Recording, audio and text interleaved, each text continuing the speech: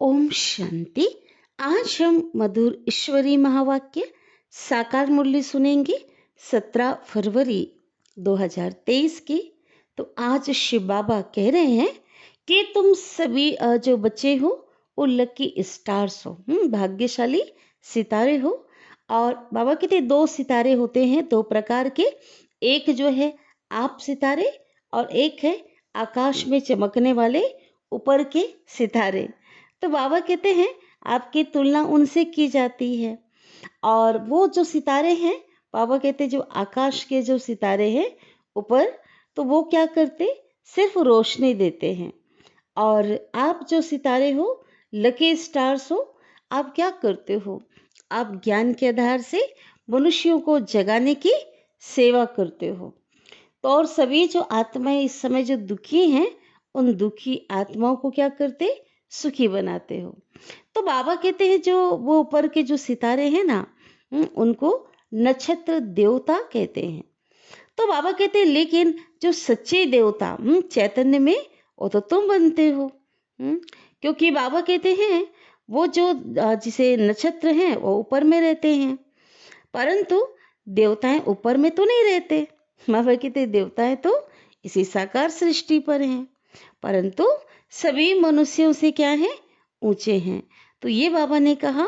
और साथ ही बाबा ने कहा कि तुम कौन हो, तुम गॉडली स्टूडेंट हो। कितना नशा, कितनी खुशी होनी चाहिए कि तुमको पढ़ाने वाला कौन है। तुमको पढ़ाने वाला स्वयं परमपिता परमात्मा है।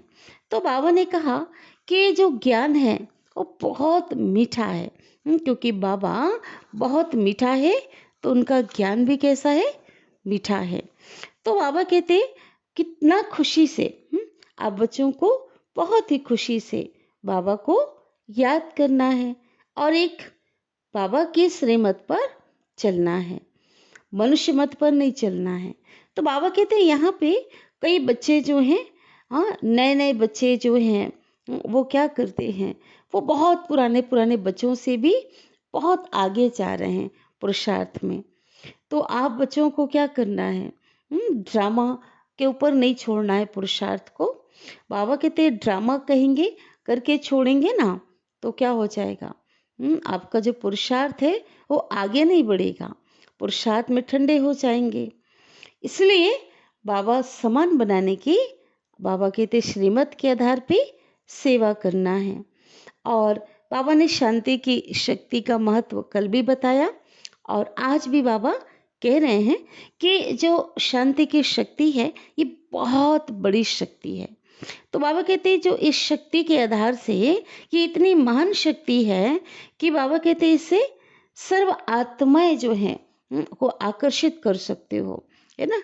तो बाबा कहते आप बच्चे इतने शांत स्वरूप बन जाओ कि वो शांति जो एक चुंबक का काम करेगी और आकर्षित आत्माएं आकर्षित होंगी और बाप का बना सकोगे। तो बाबा कहते जैसे आवाज में आने का क्या हो गया है, बाबा कहते हैं एक आदत बन गई है ना, वाणी द्वारा सेवा करने का एक तरीका आ गया है। आप बच्चे विधि सीख गए हो तो बाबा कहते अब ऐसे ही शांति का तीर चलाओ। बाबा कहते कैसे चलाएंगे, जितना अपने आत्म स्वरूप में स्थित होंगे, अपने शांत स्वरूप में स्थित होकर, है ना, शांति के सागर को याद करके बाबा करेंगे, तो बाबा कहते अन्य आत्माओं को भी शांति का अनुभव करा सकते हैं। तो बाबा कहते इतनी बड़ी शक्ति है कि रेत में भी क्या कर सकते हैं, इस शांति के द्वारा हरियाली कर सकते हो।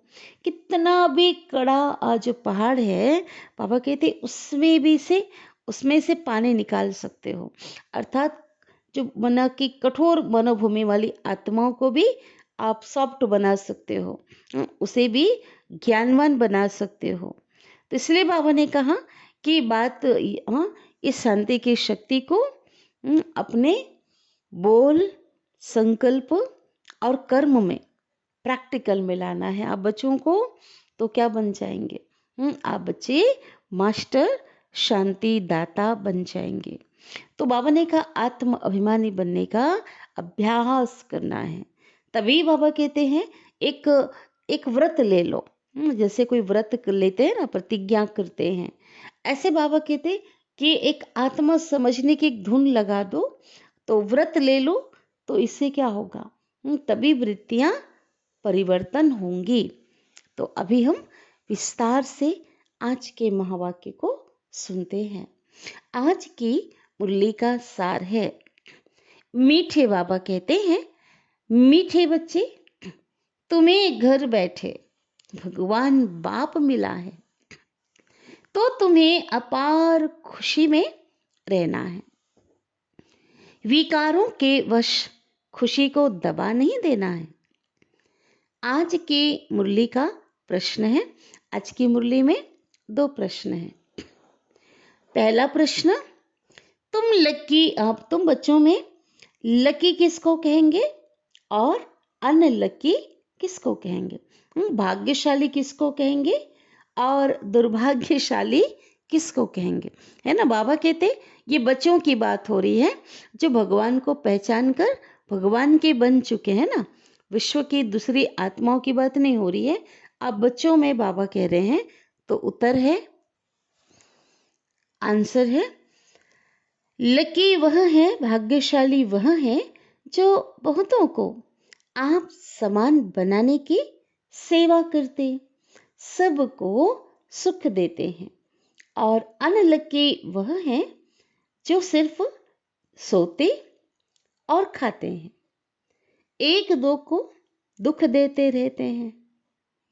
पुरुषार्थ में कमी होने से ही अनलकी बन जाते हैं। इसलिए बाबा कहते पुरुषार्थ अच्छे से पुरुषार्थ करना है, ड्रामा पे नहीं छोड़ना है।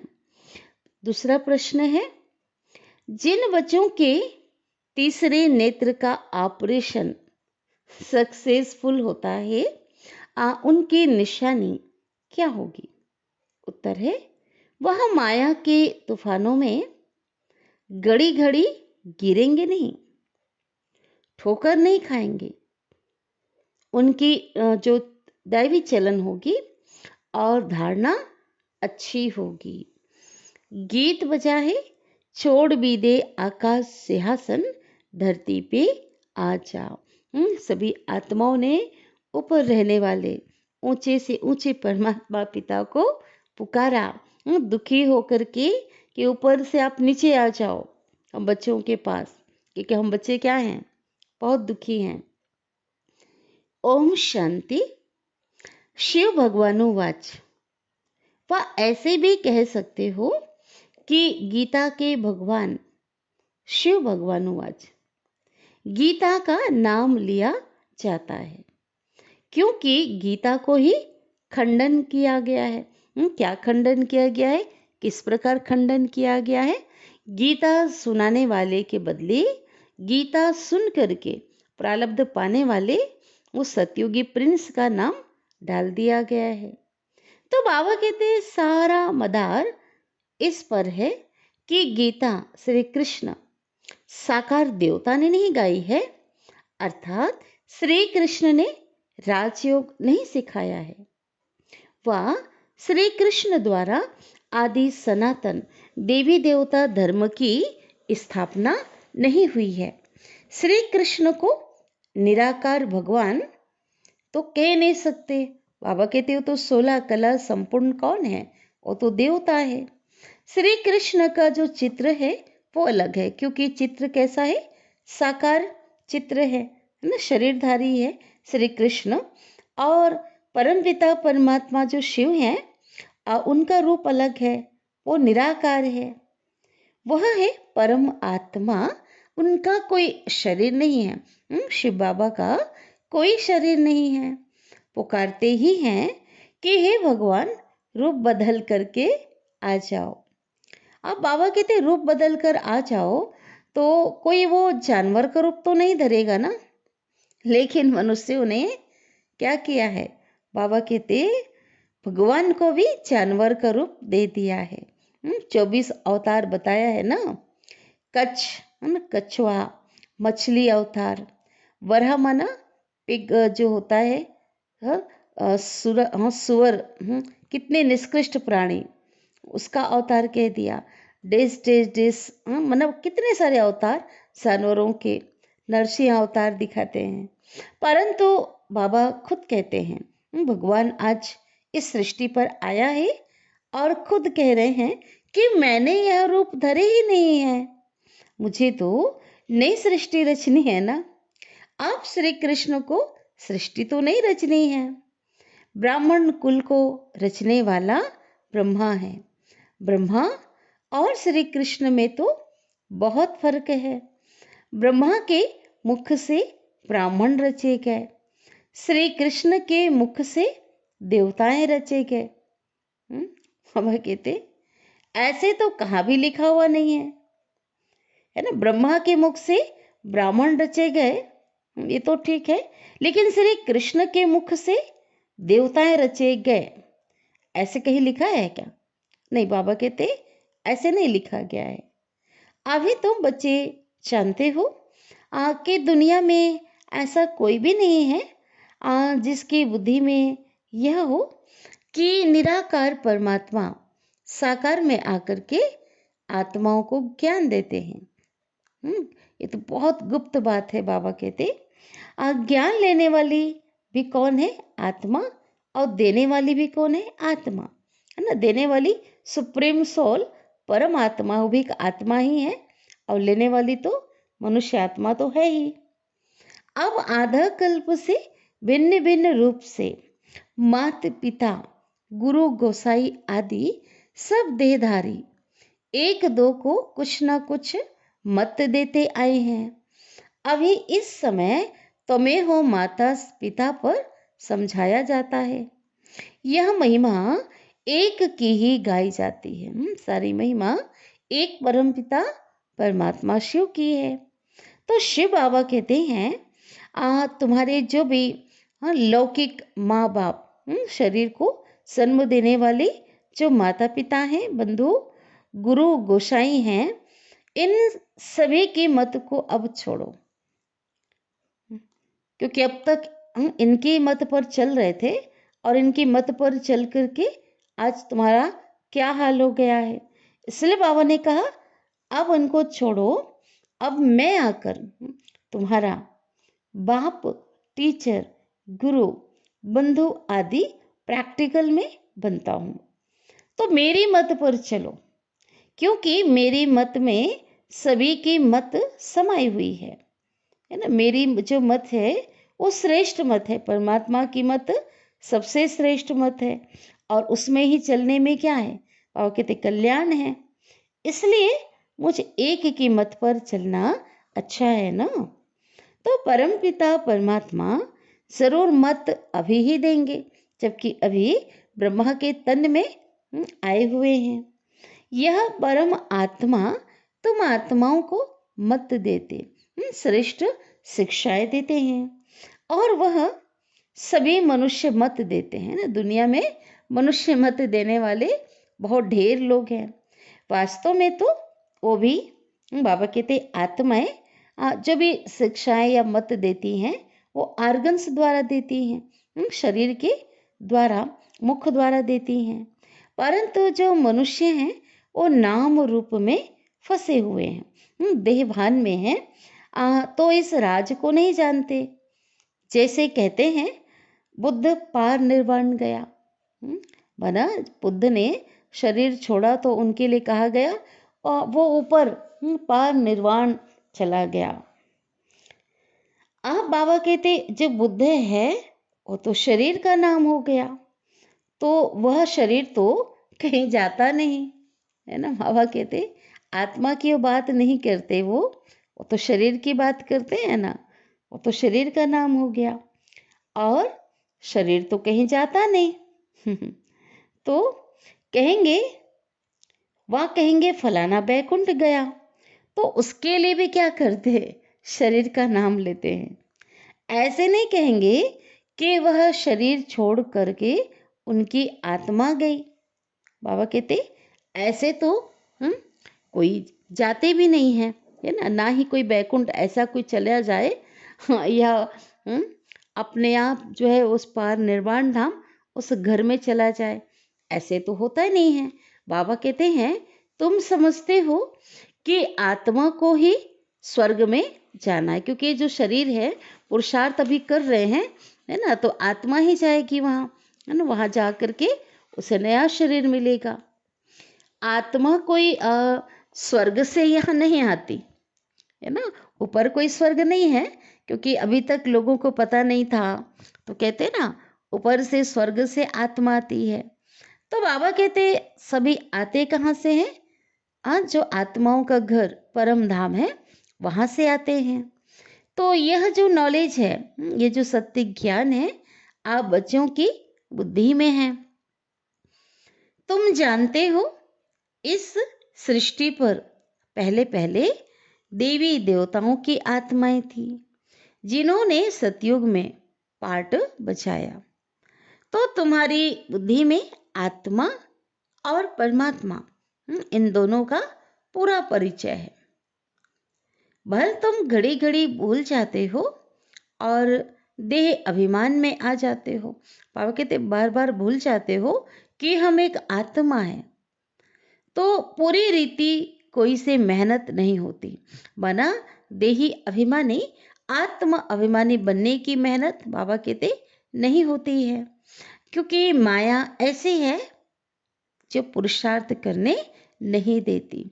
हाँ, घड़ी घड़ी देह भान में ले आती है माया, खुद भी सुस्त है ना। बाबा कहते तो माया क्या करती है? माया जो है चांस लेती है और ये सुस्त बना देती, आलसी बना देती माया।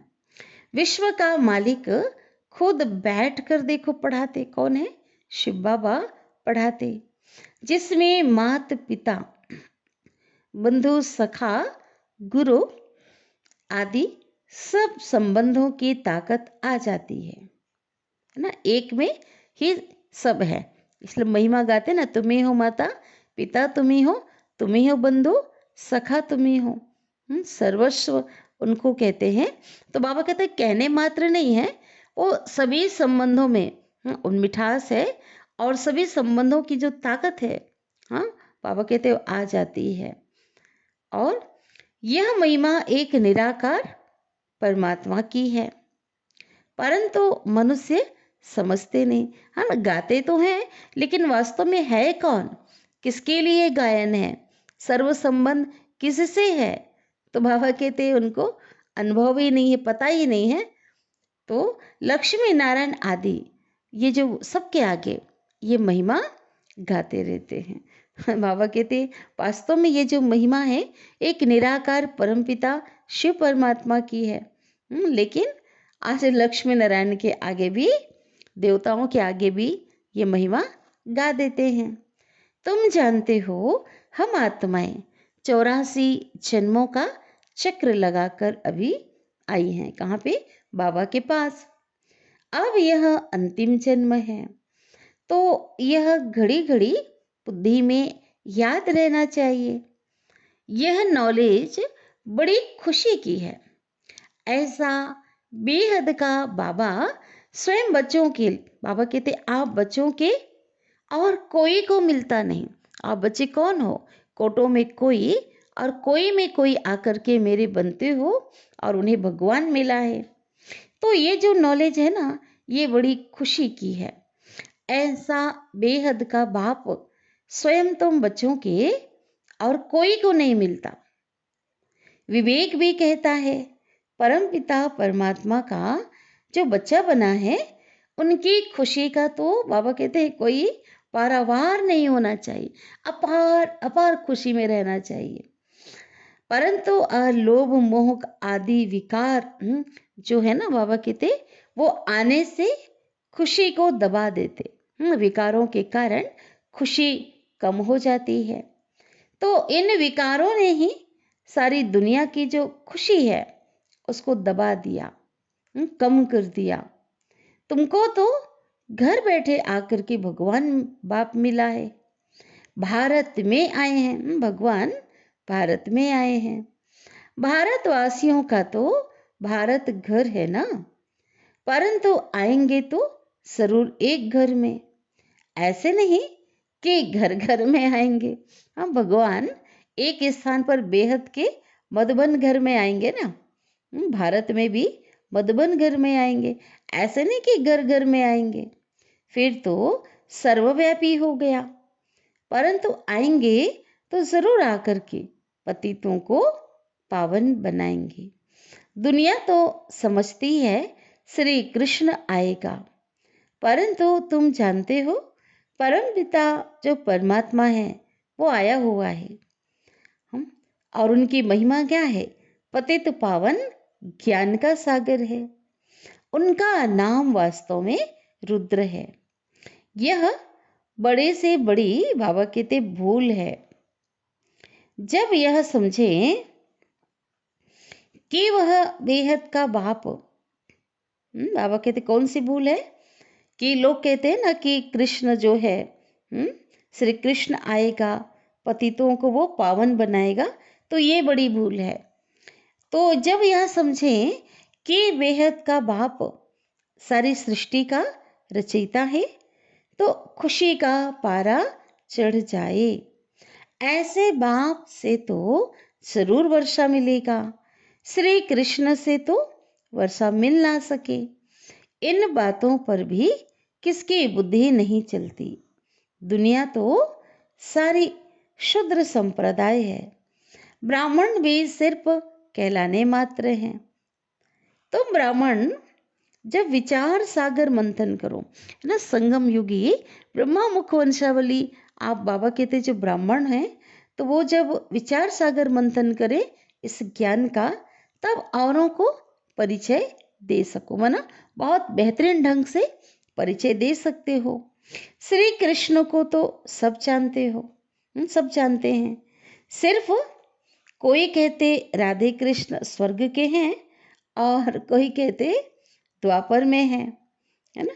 राधे कृष्ण द्वापर में थे, द्वापर में ठोक देते, तो यह भी मूंझ कर दी है ना। संशय में आ गए, मुंझारा हो गया, उलझ गए हैं।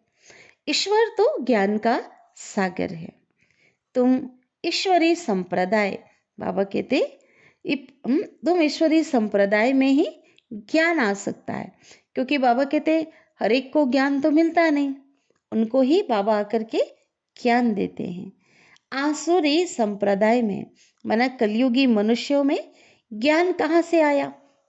भले गाते भी हैं पतित पावन, क्या कहते हैं, पतित पावन सीताराम बोलते हैं ना, परंतु अपने को पतित तो समझते नहीं।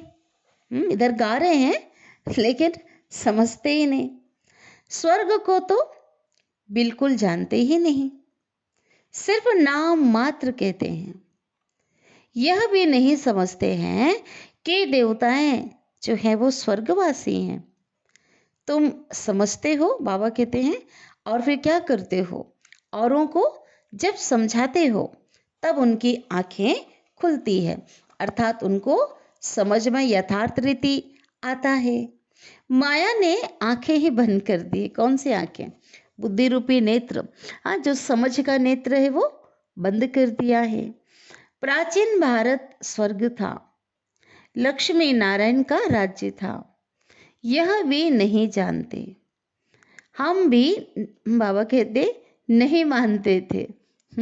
तो ये ब्रह्मा बाबा अपना जो अनुभव शेयर कर रहे हैं बीच में, है ना, कि लक्ष्मी नारायण का राज्य था सतयुग में, ये कोई नहीं जानते। तो वो कहते मैं भी नहीं जानता था, है ना, मानता ही नहीं था। यह तो समझ सकते हैं कि जो अन्य धर्म है, हर एक का क्या लिखा हुआ है ना, सन लिखा हुआ है। तो अन्य धर्म तो बाद में आए, द्वापर काल से आए हैं। और देवताओं के समय तो ये कोई धर्म नहीं थे, उस समय तो एक ही आदि सनातन देवी देवता धर्म था, है ना, जो कि 2500 वर्ष तक कायम था। तो जरूर वहाँ सुख ही सुख होगा ना।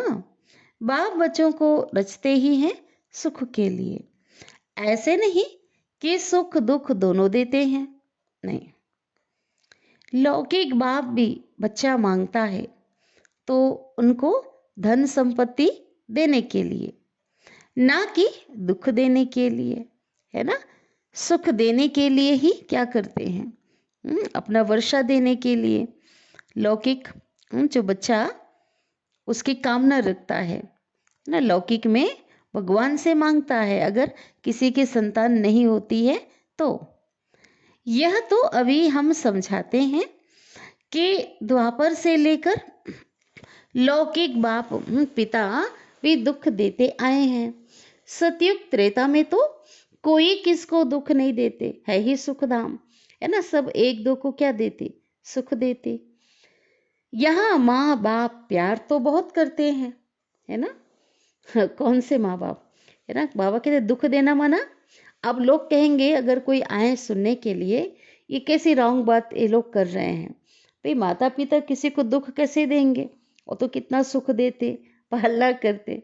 तो बाबा बता रहे हैं दुख किसको कहा बाबा ने, कि जो लौकिक जो माता पिता देह के माँ बाप हैं, प्यार तो बहुत करते हैं, है ना, संभाल करते, बच्चों से प्यार करते हैं, परंतु फिर उनको काम कटारी नीचे डाल देते, उनके नीचे डाल देते, गृहस्थ जीवन में भेजकर क्या करते, विकारों में डाल देते हैं। तो बाबा कहते जो काम विकार है ना, ये आदि मध्य अंत दुख देने वाला है। तो यहाँ से ही दुख आरंभ हो जाता है। सतयुग में तो ऐसे नहीं होता, वहां तो दुख की बात नहीं। यह बाप बैठ समझाते हैं, तुम्हारे में भी नंबरवार समझते हैं। तुम्हारा यह बाबा कहते तीसरे नेत्र का कहा ना मुरली में, क्या हो रहा है, ऑपरेशन, है ना। माना ज्ञान और योग से ऑपरेशन हो रहा है, तुमको समझ मिल रही है।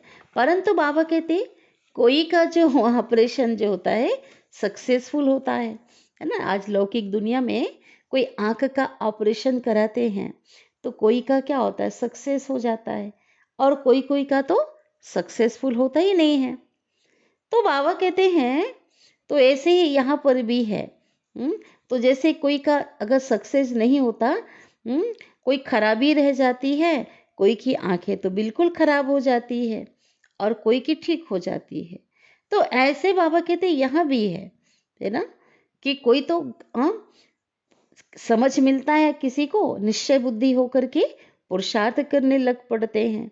इसको कहेंगे कि इनका जो है ऑपरेशन सक्सेस हुआ, माना बुद्धि रूपी नेत्र खुल जाता है। तो और कोई का तो पूरा नहीं खुलता है, धारणा ही नहीं होती, दैवी चलन भी नहीं चलते हैं, माना बाबा कहते हैं उनका ऑपरेशन जैसे कि सक्सेस नहीं हुआ है। तो अभी आप बच्चों को ज्ञान का तीसरा नेत्र मिल रहा है।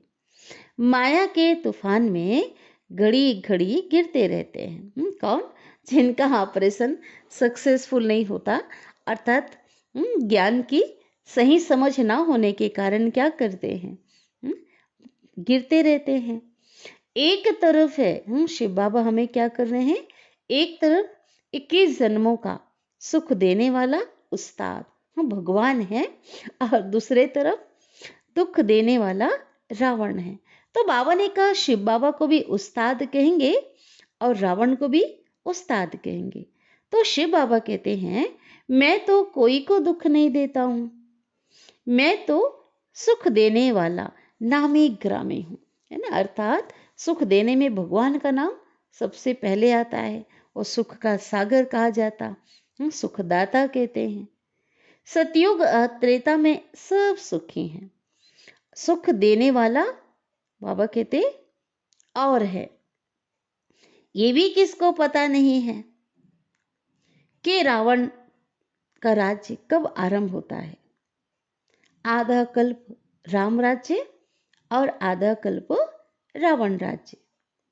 यह है राम राज्य और रावण राज्य की कहानी। सतयुग त्रेता राम राज्य, और द्वापर और कलयुग 5 विकारों की जहां से प्रवेशता होती है, तो वह कहते रावण राज्य शुरू हो जाता है। परंतु यह भी कोई के बुद्धि में मुश्किल बैठता है, कोई तो बिल्कुल जड़जड़ीभूत अवस्था में है। कुछ भी बाबा कहते इतने अच्छे से मैं समझाता हूं, कोई भी समझते ही नहीं है।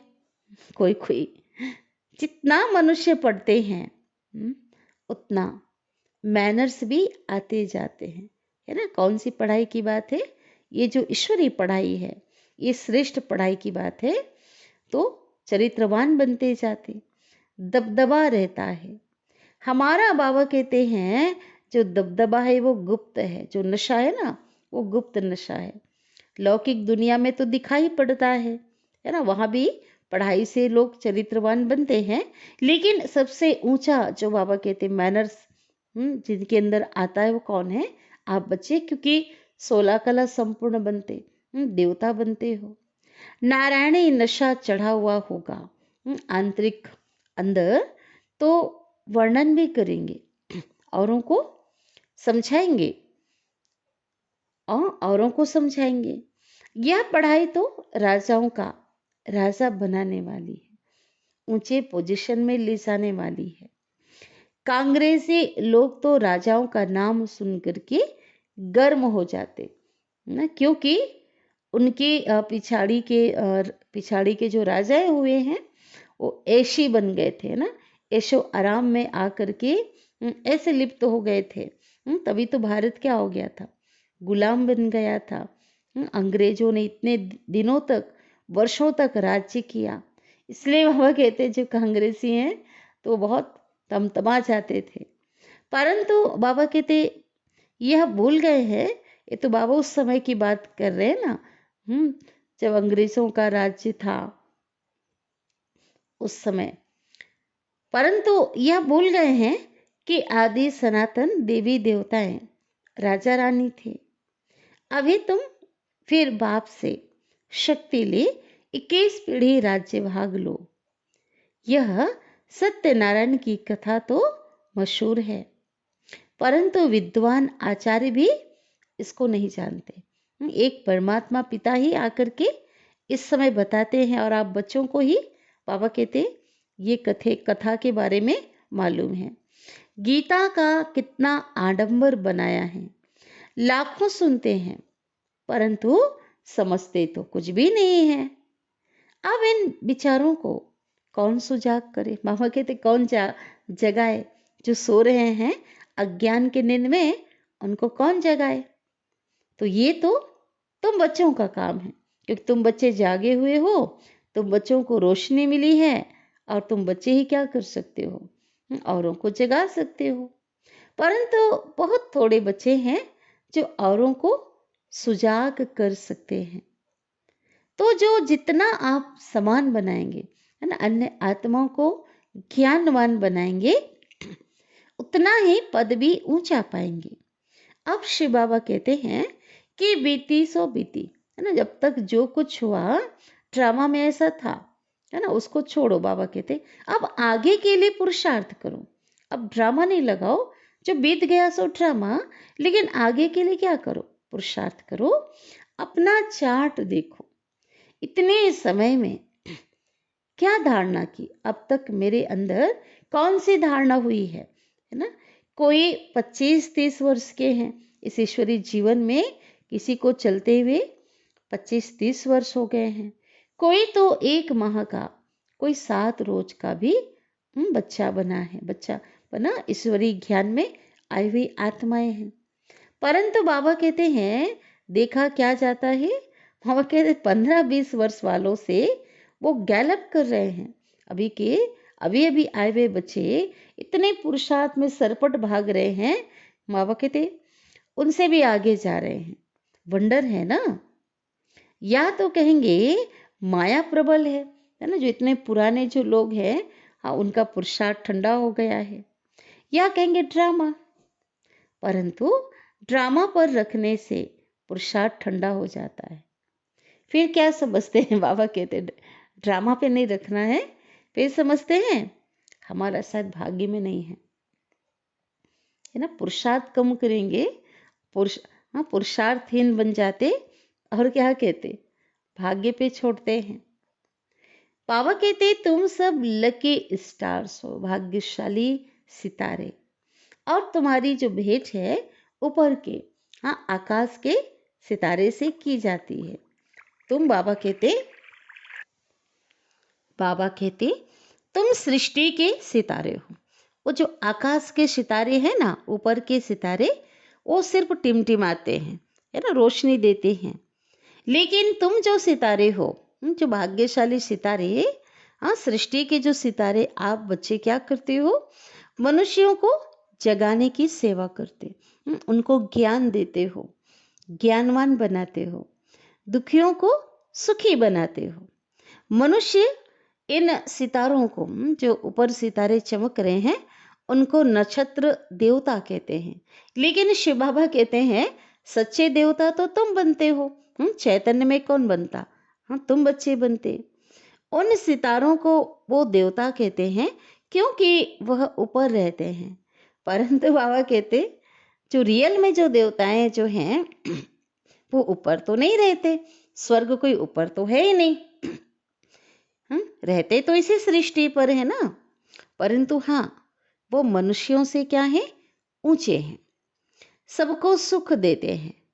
जो एक दो को दुख देते हैं उनको थोड़ी ही लकी स्टार कहेंगे। बाबा कहते उनको भाग्यशाली सितारे नहीं कह सकते।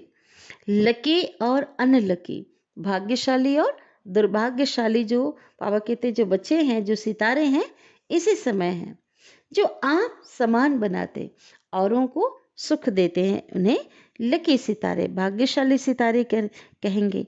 और बाबा कहते जो मेरे बन करके ज्ञान जिन्हें प्राप्त है लेकिन टाइम वेस्ट करते हैं, सोते खाते हैं, है ना, तो वो औरों को आप समान नहीं बनाते, उनको अनलकी कहेंगे, दुर्भाग्यशाली कहेंगे। तो बाबा कहते स्कूलों में भी ऐसे होते हैं।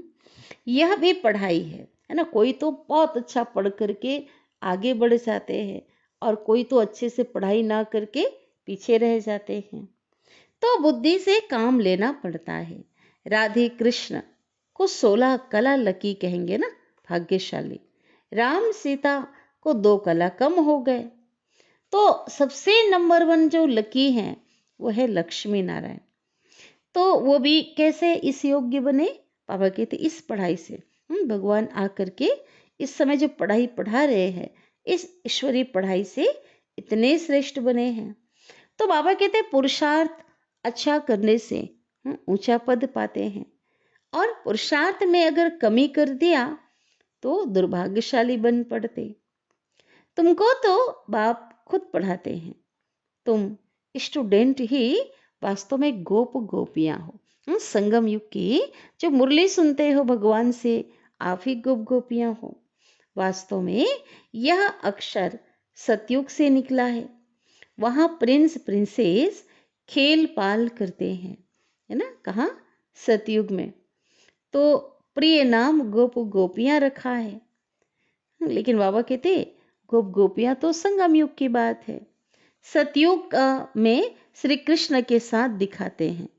बड़े हो जाते हैं तो गोप गोपियां नहीं कहा जाता। बाबा कहते उनको होंगे तो सभी प्रिंस ना, कोई दास दासियां, बाबा कहते जो आपस में खेल पाल करेंगे वो प्रिंस लोग करेंगे।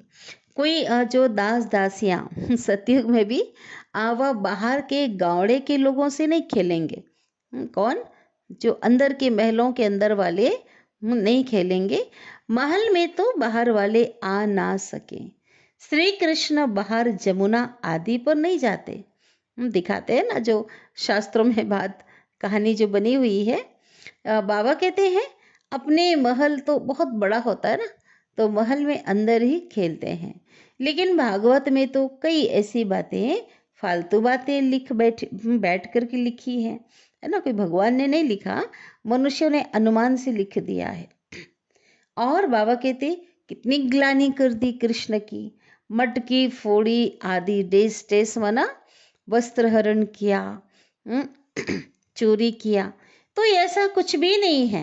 बाबा कहते वहां तो मर्यादा पुरुषोत्तम है ना सभी। वहां के कायदे तो बड़े अच्छे हैं, ऊंचे कायदे हैं। तो बाबा कितना समझाते हैं। कहते हैं श्रीमत पर चलो, इस समय तुमको सुख ही सुख मिलता है। उनकी कितनी महिमा है, सबके दुख कैंसल कराकर सबको सुख देते हैं। कहते हैं मामे कम याद करो। यह बाप आकर के ना पढ़ाते तो हम क्या पढ़ सकते हैं? अगर भगवान ज्ञान का सागर ना आए तो हम तो पढ़ ही नहीं सकते। है ना, उच्च तो बन नहीं सकते हैं। यह मोस्ट लवली बाप है, सबसे प्यारा बाबा है, सबसे अच्छी मत देते हैं, मन मना भाव।